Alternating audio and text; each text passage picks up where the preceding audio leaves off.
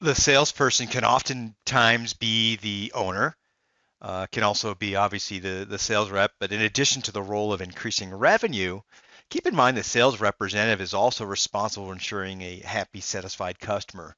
And the sales rep goal is to reduce all that friction between the company and its customers.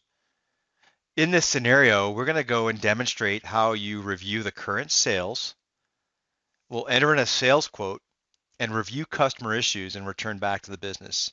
It's important to understand the highlights of this presentation or of this scenario as it does blur the lines between multiple apps within the business applications. Let's begin with reviewing the current sales. So I'm logged in. The first step is to enter in a sales quote, but obviously I need to review and research. I've got my embedded Power BI reports on the left-hand side. If I select on the customer, it drills down and shows me additional details, right? Slims down the estimated revenue of those opportunities. I can click into my trailing orders and see all the trailing orders that I have and close out. Then we'll go ahead and enter in a sales quote. So here I am as a sales representative. I'm in my role-based experience, and I select on one of my favorite customers, or they're, again, my customers that I'm assigned to. I'll select on 20,000, and you see it opens up trade research. They're a customer I'm assigned to. What the sales rep, again, logged into Business Central, is now able to get a much deeper view of the customer, including outstanding balances to ensure that they can make their client aware of any situation. So I drill into the detail of that balance. And again, as before placing a sales quote or a sales order, that sales rep sees that customer has 3 outstanding and overdue invoices. It's really good information to know before they pick up the phone or they're contacting the customer. We'll close out of this list. And now on the right-hand side, it's time for me to enter in a sales quote. Now you see within the integration between our apps, I've got statistical information from Dynamics 365 for sales. I'll click on the 0 and I don't have any current quotes. But in order to open up and start a quote from within my sales application, I click on the button and it opens me up within the client. And I'm here logged in with trade research, again, my customer. And it's important to point out on the right-hand side, again, the statistical information that's being driven from my financial system into the sales app. So I can see the customer, I see the same balance number of $8,500. And again, I can scroll down and see additional details. These are the account statistics that are being brought through the synchronization between the two applications. I'll select the plus sign here to do a quick quote. Enter in the name of the opportunity, the Berlin chairs for trade research. Choose my price list.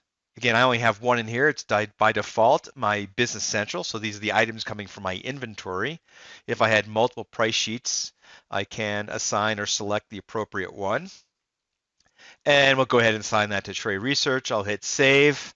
A little toast pops up and says, let me go view the record. So again, I've got my quote for Berlin chairs. And I'll go ahead and start to add the products. So I select products with the obvious integration within the Dynamics 365 for sales. I can use the templates to import from Excel. I'm just going to go ahead and make it real simple, and I can import or start to type in Berlin. Now, before I type Berlin, I wanted to point out that one of the features in the synchronization tools between the applications is the ability to toggle between either my existing product or I can also select a write-in product. If I select the write-in product, it will bring over that information into Business Central. We'll select or type in Berlin.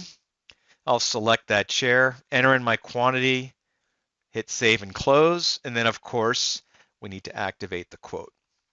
Okay, quote's been activated, and now I am ready to go.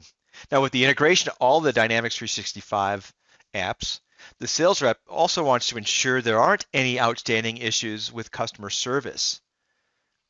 So navigation through the Dynamics 365 menu up at the top, and I'll select on my customer service hub. This is where I get to look at, again, all the cases that might be related to the customers that I'm assigned to. And it's important for me, again, as I manage that relationship between our organizations.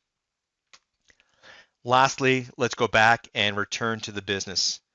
So I'm in Dynamics 365 in my customer service application. I'll toggle and I come back into Business Central And remember, I activated that quote. The difference is now over on the right-hand side, my quotes represents 1.